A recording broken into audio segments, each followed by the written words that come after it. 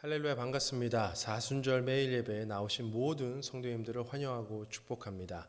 오늘 함께 나눌 말씀의 제목은 예기치 못한 기쁨. 성경 본문 말씀은 출애굽기 16장 15절 말씀이 되겠습니다.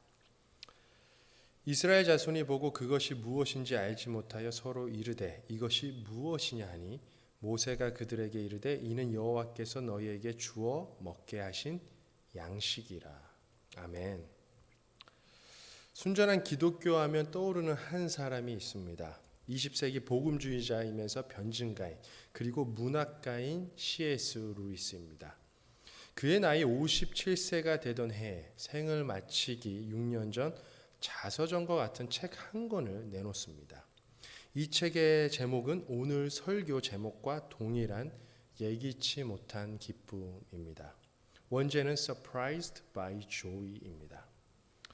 이 책에서 C.S. 루이스는 자신이 무신론자에서 기독교인으로 어떻게 회심했는지 그리고 왜 자신이 기독교를 떠나서 인생을 헤맸는지 고백합니다. 결정적인 이유는 바로 기쁨의 상실 때문에 기독교를 떠났었다라고 말합니다. 그는 어린 나이에 어머니를 잃습니다. 그리고 아버지의 우울 증세는 가족을 괴롭혔고 그리고 기형적 관절병으로 자기 자신에 대한 자신감 또한 잃어버립니다. 결국 그는 비관적인 삶, 원망의 마음 때문에 기쁨을 잃었고 신앙을 저버리게 된 것입니다. 하지만 그는 원망의 삶 속에서 예기치 못한 기쁨, 즉 진정한 기쁨이 무엇인지 알게 되었고 다시 하나님께로 돌아오게 됩니다. C.S. 루이스가 발견한 그 기쁨은 무엇이었을까요? 오늘 함께 나눌 본문 말씀 출애굽기 16장은 원망으로 가득 찬 이스라엘 백성에게 예기치 못한 기쁨으로 다가오시는 하나님의 은혜를 보실 수 있습니다. 모세와 아론을 통해 노예로 고통받고 있던 이스라엘 백성을 출애굽시킨 하나님, 홍해를 가르시고 드디어 약속의 땅 가나안으로 인도하십니다.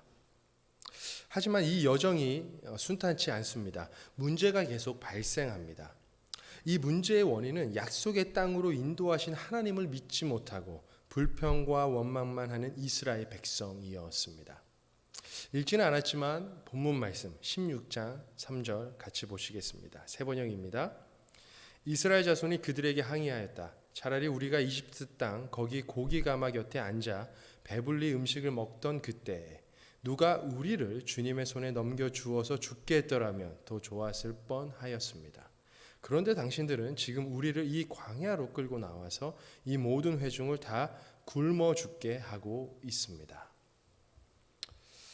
이스라엘 백성은 하나님께서 자신들을 어떻게 출애굽시켜 주셨는지 직접 두 눈으로 본 백성이었습니다.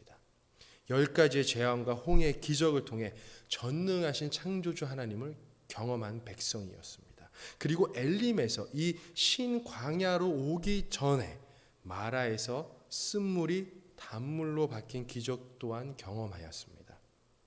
그런데 음식이 부족하자 고민도 없이 바로 원망부터 합니다. 차라리 이집트에서 노예로 배불리 먹다가 죽는 것이 더 나을 뻔했다고까지 합니다. 출애굽 자체를 완전히 부정합니다. 싫어합니다. 원망합니다. 이 원망은 약속의 땅으로 이들을 이끌고자 했던 하나님의 계획 자체를 완전히 부정하는 행위였습니다.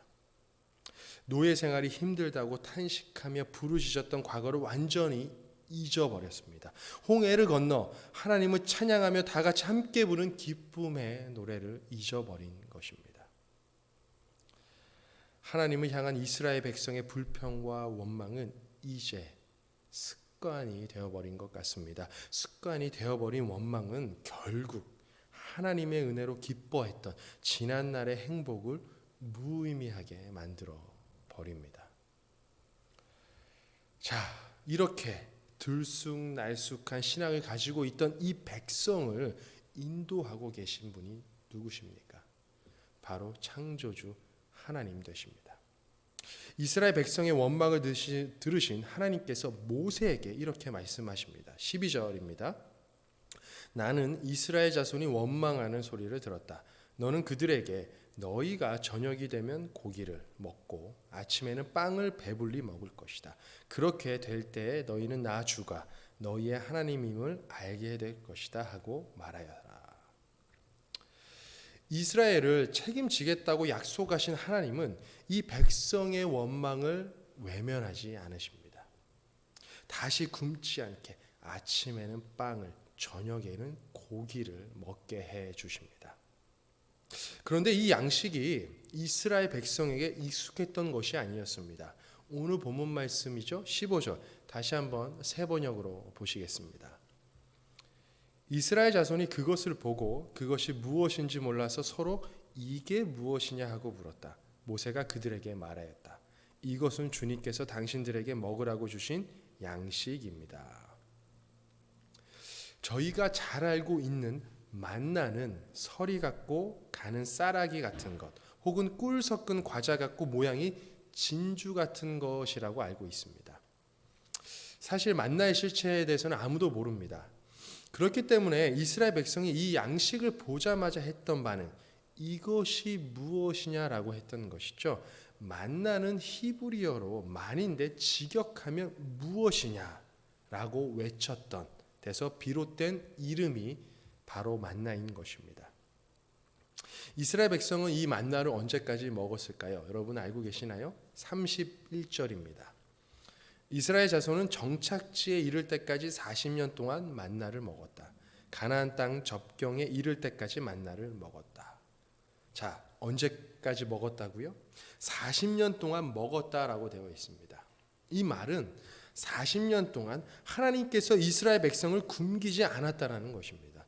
더 이상 배고픔 때문에 어려움을 당하지 않게 하셨다라는 말입니다. 저희는 먹고 싶은 음식이 있을 때 직접 요리를 하거나 사 먹을 수 있으니 이 은혜가 얼마나 큰지 잘 모를 수 있겠지만 여러분, 광야에서 가장 중요한 것이 무엇입니까? 바로 물과 양식입니다. 하나님은 이 신광야로 오기 전에 이미 마라에서 쓴물을 단물로 바꾸셨습니다. 그리고 이제는 양식 또한 제공하고 계시는 것입니다. 이 예상하지 못했던 하나님의 양식을 먹게 된 이스라엘 백성, 그들의 원망이 과연 기쁨으로 바뀌었을까요? 사랑하는 성도 여러분, 여러분은 언제 기뻐하십니까? 여러분은 언제 기뻐하십니까? C.S. 루이스는 그의 책에서 기쁨은 이 세상에서 여러 가지 모습으로 나타난다고 말합니다.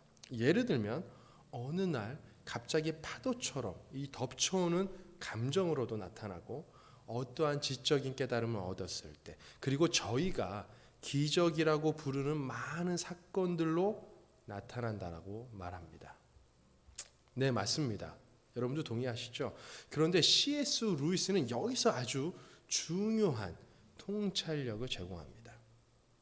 저희가 느끼는 모든 기쁨은 표적과도 같아서 그 수많은 순간들과 사건들은 한결같이 모두 어떤 하나의 대상을 가리킨다라고 말합니다. 자, 그 대상 무엇일까요? 바로 창조주요 전능하신 하나님을 나타낸다는 것입니다. 자, 다시 본문을 보시면 하나님께서 이 이스라엘 백성에게 만나를 주실 때 조건을 다셨습니다. 여러분 기억하십니까? 16장 4절부터 8절까지 보시면 하나님은 모세에게 하늘에서 양식이 비처럼 내린다라고 말씀하십니다. 그리고 그것을 그날 먹을 만큼만 거두어 드리고 안식일을 지키기 위해 여섯째 날에는 2배로 그것을 취하라고 말씀하십니다. 그리고 저녁에는 메추라기, 고기도 주시겠다라고 말씀하시죠. 자, 모세와 아론이 이스라엘 백성을 향해 그리고 이렇게 말합니다. 너희들을 이집트에서 이끌어내신 분이 하나님임을 알게 될 것이다 라고 선포합니다. 자, 그렇다면 하나님께서 만나를 주실 때 조건을 다신 이유가 무엇일까요? 4절 후반절이죠. 그들이 나의 지시를 따르는지 따르지 않는지 시험하여 보겠다. 자, 여러분, 이스라엘 백성이 자신들을 출애굽시킨 분이 하나님이신 줄 몰랐을까요? 지금까지 체험한 기적들만 봐도 충분히 알 수 있습니다. 홍해가 갈라졌는데요. 하지만 하나님은 이스라엘 백성이 당신 자신의 명령을 따르는지 다시 보고 싶어 하셨습니다. 왜 그러셨을까요? 하나님은 지금 이스라엘 백성에게 참된 기쁨이 무엇인지 알려주고자 하고 계신 것이죠. 양식이 아니라 그 양식을 주신 하나님을 보라는 것입니다. 기쁨이 가리키고 있는 즉 하나의 대상, 즉 자신을 보라는 것입니다. 이스라엘 백성이 그토록 필요했던 그 물을 마시면서 이 물을 만드신 분이 누구신지 보라는 것입니다. 배고파서 음식이 필요할 때 그 음식을 보면서 이 음식을 제공하신 분이 누구신지 보라는 것입니다. 기억하라는 것입니다. 너희를 구원해서 지금까지 인도하신 분이 누구신지 보라는 것입니다. 기억하라는 것입니다. 이것을 깨달아야 원망이 기쁨으로 바뀐다고 지금 이스라엘 백성을 레슨하고 계시는 것입니다. 자, 그렇다면 이스라엘 백성이 이 만나의 조건 지켰을까요? 안타깝게도 못 지킵니다. 욕심으로 다른 사람보다 더 많이 가져갑니다. 그리고 몰래 남겨두기까지 합니다. 결과는 벌레가 생기고 악취가 나서 먹지 못하게 됩니다. 모세가 이 모습에 몹시 화를 내었다라고 20절에 기록되어 있습니다. 하나님은 어떠하셨을까요? 그리고 여러분 민수기 11장을 보시면 이스라엘 백성이 이제는 만나밖에 먹을 것이 없다고 불평합니다. 입맛이 떨어졌다고 얘기합니다. 질렸다고 얘기합니다. 사랑하는 오클랜드 성도 여러분, 요한복음 6장에서 예수님께서 오병이어 기적 후에 자신을 계속해서 따라온 무리를 향해 이렇게 말씀하십니다. 기억나십니까? 너희가 나를 찾는 것은 표징을 보았기 때문이 아니라 빵을 먹고 배가 불렀기 때문이다. 그리고 이렇게 말씀하시죠. 요한복음 6장 31절부터 33절까지 보시도록 하겠습니다. 세 번역입니다. 그는 하늘에서 빵을 내려서 그들에게 먹게 하셨다 한 성경의 말씀대로 우리 조상들은 광야에서 만나를 먹었습니다. 내가 진정으로 너에게 말한다. 하늘에서 너에게 빵을 내려다 주신 이는 모세가 아니다. 하늘에서 참빵을 너희에게 주시는 분은 내 아버지시다. 하나님의 빵은 하늘에서 내려와 세상에 생명을 주는 것이다. 아멘.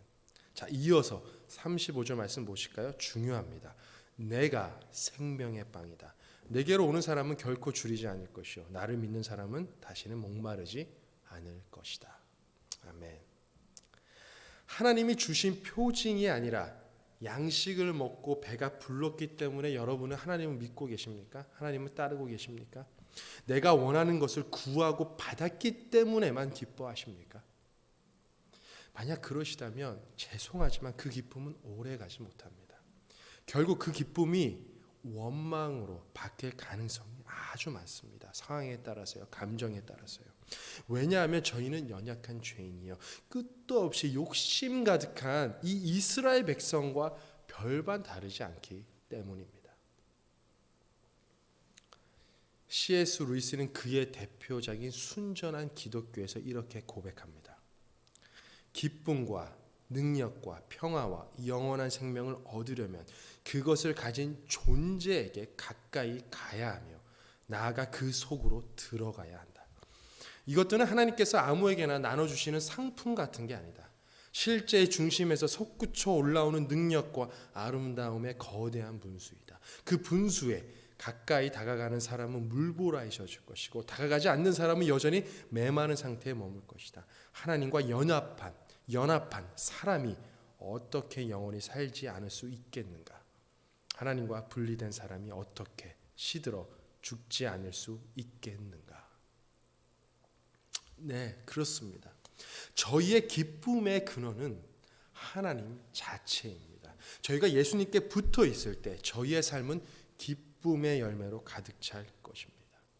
이 기쁨은 특히 고난 가운데, 절망 가운데 새로운 희망으로 저희를 쓰러지지 않게 해줄 것입니다. 왜냐하면 여전히 하나님은 신실하시고 변함없으시며 지금도 일하고 계시기 때문입니다.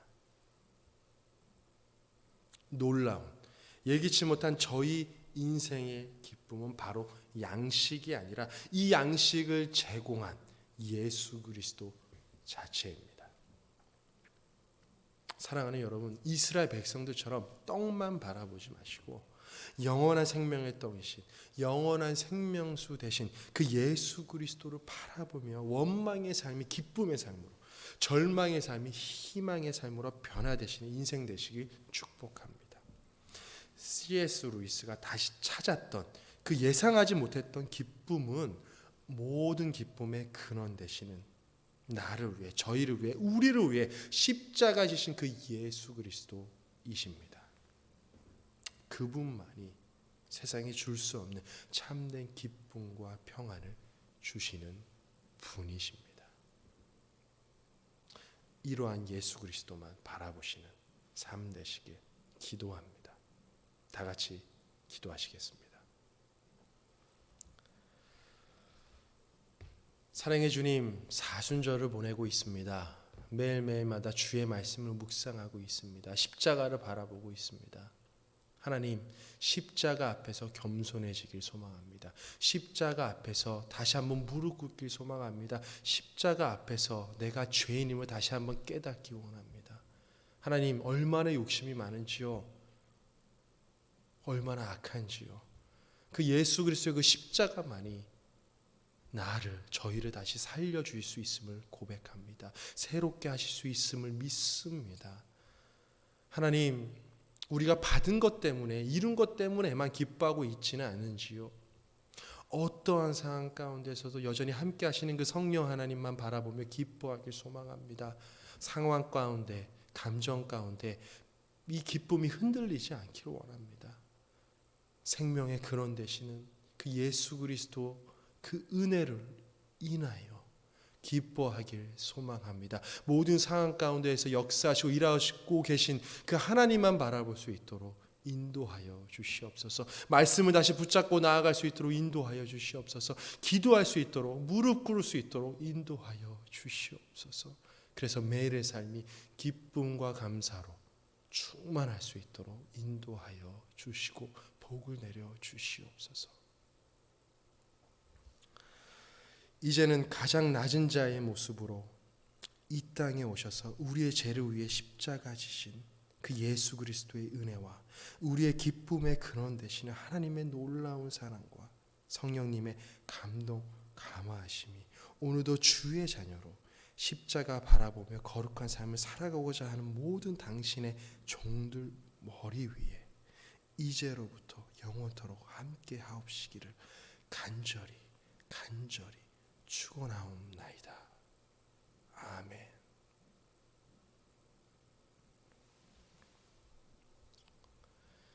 생명의 근원 되시고 우리의 기쁨의 근원 되시는 그 하나님 바라보시면서 매일마다 감사의 찬양 들으시는 사순절 되시길 기도합니다. 감사합니다.